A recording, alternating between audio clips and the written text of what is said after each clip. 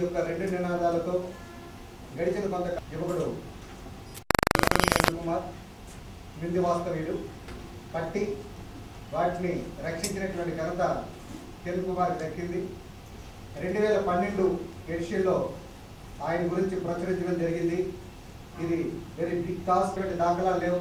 ఆ రికార్డు మనం కిరణ్ దక్కించుకున్నారు. పాత్రికేయుల సమావేశం ఏర్పాటు చేసి మా గురుతుల్యులు చేస్తారు.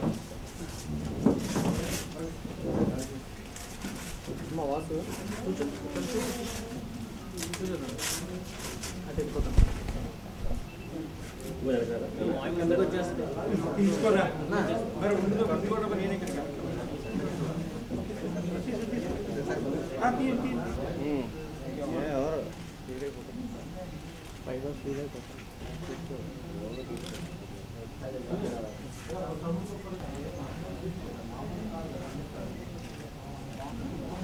కిరణ్ గారు పాములు పట్టడంలో ప్రత్యేకత ఉంది. అందుకే లింక రికార్డులోకి వెళ్ళడం జరిగింది. పాములు పట్టడం జరుగుతుంది. ఇది దేశంలో ఇప్పటివరకు ఈ తరహా ఇటీవలే 15 రోజుల క్రితం ఆంధ్ర విశ్వ కళా పరిషత్లో ఉన్నటువంటి ఒక డిపార్ట్మెంట్లోకి పాము వెళ్ళడం జరిగింది. ఆ పామును కూడా ఈయన సమర్థవంతంగా పట్టి దాని వల్ల అడవుల్లో వదలడం జరిగింది. అదేవిధంగా ఈయన యొక్క ఫోన్ నెంబర్ అవసరమో మీరు గుర్తించాల్సిన అవసరం ఉంది. ఎందుకంటే జరుగుతుంది అలాంటప్పుడు పోలీస్ కంట్రోల్ రూమ్లోనే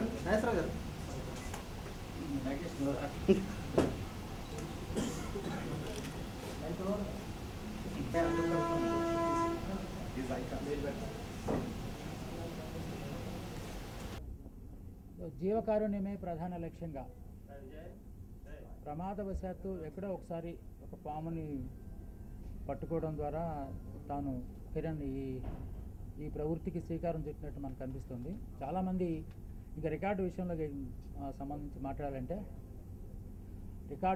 సంబంధించి మాట్లాడాలంటే చాలామంది రకరకాల అంశాలకు ఈ మధ్య కాలంలో రికార్డులు వస్తున్నాయి.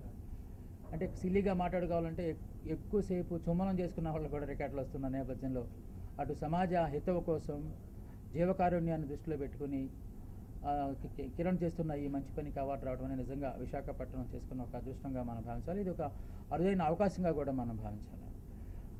ఒక హాబీగా ప్రారంభమైన ఈ వృత్తి ప్రవృత్తి కిరణ్ ఒక అంతర్జాతీయ వేదిక మీదకు తీసుకెళ్ళడానికి వారు చేస్తున్న కృషి నిదర్శనం. 10,000 పాముల్ని కేవలం పట్టుకోవడం కాదు. చాలామంది ఏం చేస్తారంటే పాములు పడతారు, పాములు పట్టేసి వాటిని అమ్ముకోవటం, లేకపోతే ఇప్పుడు రకరకాల అంతర్జాతీయంగా చాలా రకాల వస్తువుల్ని పాము చర్మం ద్వారా తయారు చేస్తున్నారు. అలాంటి వాటికి జోలికి వెళ్లకుండా సురక్షితంగా పామును పట్టుకున్న తర్వాత ఎక్కడైతే పామును చూశారో ముందు వాళ్ళలోని భయాందోళనలు పోగొట్టి పాము హానికరం కాదు అని చెప్పి ఒక అవగాహన కార్యక్రమాన్ని వాళ్ళకి చెప్పిన తర్వాత వాటిని తీసుకెళ్ళి సురక్షితంగా మళ్ళీ అడవుల్లో వదిలేయటం. ఎందుకంటే సృష్టిలో ప్రతి జంతువుకు ఒక అవసరం ఉన్నది. ఏ జంతువుకి ఉన్న పని ఆ జంతువుకి ఉన్నది. ఇప్పుడు పాములు లేకపోతే ఎలకలు నిర్మూలన జరగదు.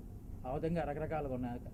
కనుక కేవలము మనం సైన్స్ ప్రకారం చూసుకున్నా కూడా విషతుల్యమైన పాముల సంఖ్య చాలా తక్కువగా ఉంటుంది. ముఖ్యంగా మన దేశంలో ఆసియా ఖండంలో చాలా తక్కువగా ఉంటాయి. కొన్ని పాముల్లో మాత్రమే 3-4% మాత్రమే విషం ఉంటుంది. వాటి జోలికి వెళ్తేనే పాములు కరుస్తాయి. మన పని మనం చూసుకుంటే పాముల పని పాములు చూసుకుంటే అలా కాకుండా ప్రతి ఒక్కళ్ళు పాము పగబట్టడం, లేకపోతే పామును కొట్టాము ఆ తర్వాత మా ఇంటికి వచ్చింది ఇలాంటి పదాలు అవన్నీ అపోహలు మాత్రమే. అది శాస్త్రీయ దృక్పథం ప్రకారం అయితే అవి చాలా తప్పులుగా మనం భావించాలి. కిరణ్ వాటిని నిరూపించడానికి ఈ పని అంతా చేస్తున్నారని చెప్పి గత ఏడాది ఎక్కడో మా ఇంటికి నిజంగానే పాము వచ్చింది. ఒక వార్తాపత్రికలో వచ్చిన ఫోన్ నెంబర్ తీసుకుని వారికి నేను ఫోన్ చేయటం, వారు వచ్చేసరికి అఫ్కోర్స్ పామును మేము అనవసరంగా పెద్ద పాము, అది చాలా పెద్ద రిజల్ట్స్ వైపర్ రక్త పింజేరు అంటాము, దాన్ని అప్పటికే మేము కొట్టేసాం. అంటే భయం వల్ల కొట్టేసాం. అది మరి ఎక్కడికైనా దూరుతున్నాం, తర్వాత వచ్చి క్యాచ్ చేస్తున్నాం. వచ్చిన తర్వాత కిరణ్ ముఖంలో నేను చూసిన ఆవేదన నాకు చాలా ఆలోచన రేకెత్తించింది. పాము చచ్చిపోయారు, అమ్మాయి నా పని అయిపోయిందని అనకుండా అదేంటండి నన్ను ఫోన్ చేశారు కదా, ఎందుకు చంపేశారు అని అడిగాడు. అంటే అది చాలా విషతులమైన పాము. ప్రపంచంలో ఉన్న 3% విషతులమైన పాముల్లో అత్యధిక శాతం విషాన్ని చిమ్మే పాము ఏదైనా ఉందంటే అది పొడపాము అంటారు. ఇక్కడ మన ప్రాంతీయ భాషలో రక్తపింజేరి అంటే అది ఆఫ్రికా ఖండంలో మాత్రమే ఉంటుంది. అది ఈ తుప్పలు అలాంటి చోట ఒక పెద్ద సోమరిపోతు పాముగా దానికి పేరు ఉంటుంది. దాని దగ్గరికి వెళ్తేనే కాటేస్తుంది అది. అలాంటి పాము ఆ రోజు మా మా ఇంటి పరిసర ప్రాంతాలకు రావటం, నేను కిరణ్కి ఫోన్ చేయటం, ఆయన వచ్చిన తర్వాత జరిగిన సంఘటన ఒక వారిలో ఉన్న ఆ హృదయానికి, జీవకారుణ్య హృదయానికి నేను చెల్లించిపోయాను. అప్పటి నుంచి ఎలాగైనా కిరణ్కి గుర్తింపు. నేను ఎందుకు ఈ మాట చెప్తున్నానంటే, మాకు ఈ వేదిక మీద ఉన్న వాళ్ళకి ఎవరికైతే ప్రచారం అక్కర్లేదు, బహుశా కిరణ్ కూడా ప్రచారం అక్కర్లేదు, కానీ కిరణ్ చేస్తున్న ఆ పనికి మాత్రం ప్రచారం కావాలి. చాలామంది భయాందోళనలతో కొంతమంది ఆ పాములను చంపేయటము, కొంతమంది ఆల్మోస్ట్ హార్ట్ అటాక్ వచ్చి చనిపోవడం లాంటి కార్యక్రమాలు జరుగుతుంది. ముఖ్యంగా పాము విషయంలోకి వచ్చారు. ఇందాక మన మిత్రులు, పాత్రికేయ మిత్రులు కూడా కొంపతీసి పాముని తీసుకొచ్చాడు, పాము అంటే మా భయం అని చెప్పారు. పాము భయపడాల్సినంతదేం కాదు, చిన్నదే. పాము అని ఈ సృష్టిలో చాలా చిన్న జంతువు. అన్ని పాములు హానికరం కాదు, కొన్ని పాములు మాత్రమే హానికరం. వాటికి హాని చేస్తాం, మనిషి వాటికి హాని చేస్తాడని తెలిసినప్పుడు మాత్రమే అవి తిరగబడతాయని చెప్పి చాలా సందర్భాల్లో రుజువైంది. National Geographic channel, Animal Planet ఛానల్లో కనుక మనం చూస్తుంటే పాముల పట్ల చాలా అవగాహన కల్పిస్తూ కార్యక్రమాలు చేస్తూ ఉన్నారు. దురదృష్టం కొద్దీ విశాఖపట్నంలో, అంటే అదృష్టమే ఆయన ఇక్కడ పుట్టడం అనేది. దురదృష్టం ఏంటంటే అంతర్జాతీయంగా ఇప్పటికే పేరు రాకపోవడానికి ప్రధానమైన కారణం ఏంటంటే కిరణ్ విశాఖపట్నంలో పుట్టడం అనేది.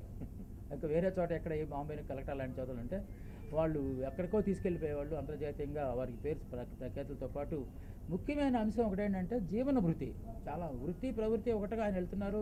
ఈ సమాజానికి చాలా సేవ చేస్తున్నాడు. అలాగే పాములు చనిపోకూడదు జీవకారుణ్యాన్ని కూడా భుజానేసుకు మోస్తున్నారు. కానీ ఇక తల్లిదండ్రుల బాధ్యత మోయడంలో మాత్రం ఆయన చాలా ఇబ్బందులు ఎదుర్కొన్నట్టు కనిపిస్తుంది. ఈ అవార్డులు రివార్డులు కాసేపు చప్పట్లు కొట్టుకోవడానికి పనికొస్తాయి, కానీ అతని జీవితంలో ఉన్న ఇక్కట్లను తొలగించడానికి మాత్రం పనికిరావు.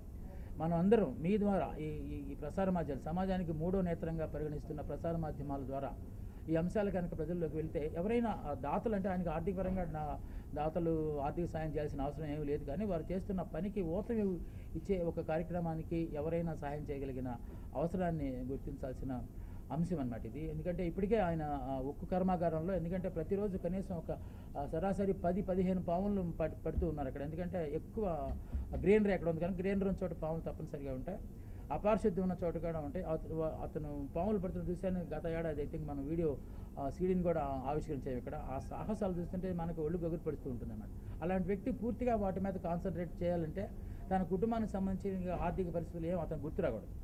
ఆ గుర్తు రాకుండా ఉండాలంటే గతంలో కూడా మనం ఈ ఉక్కు యాజమాన్యానికి ఒక సిఫారసు చేశాము. ఆయనకి ఏదైనా అక్కడ ఏదైనా ఒక చిన్న ఉపాధి కలిగించడానికి ఏమైనా అధికారిక అడ్డంకులు ఏమైనా ఉంటే వారికి ఏదైనా కనీసం ఒక షాపు లాంటిది ఏమైనా పెట్టి ఆ షాపులో ఉంచడానికి అయినా బాగుంటుందని చెప్పి ఒక సిఫారసు అయితే చేశాము. అక్కడ ఆయనకి నివాసం ఇచ్చారు, ఎందుకంటే వాళ్ళ కోసమే నివాసం ఇచ్చారు. ఆయన ఎక్కడో దూరంగా ఉంటే ఆ ఫోన్ కాల్లో రావడం కష్టం కనుక అక్కడే ఇచ్చారు. కానీ దాంతో పాటుగా జీవన వృత్తి కోసం కూడా ఏదైనా ఇస్తే బాగుంటుంది.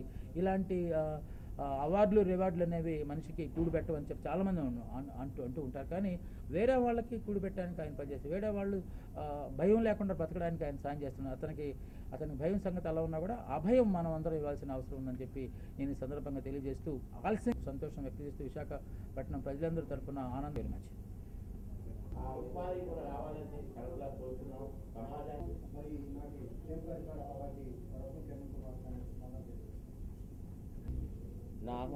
మంచి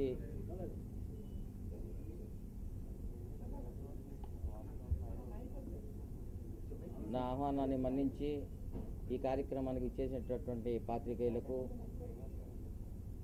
వేదికపై ఆసీనులైనటువంటి అఖిలత మహారాజులను ఆశీర్వదించడానికి విచ్చేసినందుకు మీ అందరికీ 2 చేతులు జోడించి హృదయపూర్వకంగా కృతజ్ఞతలు తెలియజేసుకుంటా ఉన్నాను. మరి మీ అందరికీ నేను మంచి సుపరిచితుని, స్నేక్ క్యాచర్గా విశాఖ జిల్లాలో మంచి సుపరిచితునయ్యాను. విశాఖ వాసులందరి మనసుల్లో సుస్థిరమైన స్థానం సంపాదించుకున్నాను. 2012 లిమ్కా బుక్ రికార్డులో స్థానం సంపాదించినందుకు నేను ఈ లిమ్కా రికార్డు ఆడడానికి ఈ వేదికపై కూర్చున్న ప్రతి ఒక్కరు సహాయం తీసుకున్నాను. నాకు ఆ రకంగానే సహకరించారు. ఈరోజు లిమ్కా బుక్ రికార్డు వచ్చినందుకు నేను చాలా గర్వపడతా ఉన్నాను. మరి అదేవిధంగా ఈ రికార్డు రావడానికి నా యాక్చువల్ రికార్డింగ్ అరుణైనప్పటికీ ఇది 2017-18కి వస్తుందేమో అని అనుకున్నాను. కానీ 2012కి వచ్చిందంటే దీనికి సగం ఈయన సహకారం. ఈయన స్టీల్ ప్లాంట్లో నాకు అక్కడ నివాసం కేటాయించడం, ఆ నివాసం కేటాయించడం వల్ల అక్కడ ఉండడం వల్ల నేను రోజుకి సుమారు 5 తక్కువ లేకుండా పాములు పట్టడం, ఇది 2012కి రికార్డుకి నేను అరుణైనందుకు మీ ద్వారా స్టీల్ ప్లాంట్ యాజమాన్యానికి కృతజ్ఞతలు తెలియజేయమని కోరుకుంటా ఉన్నాను.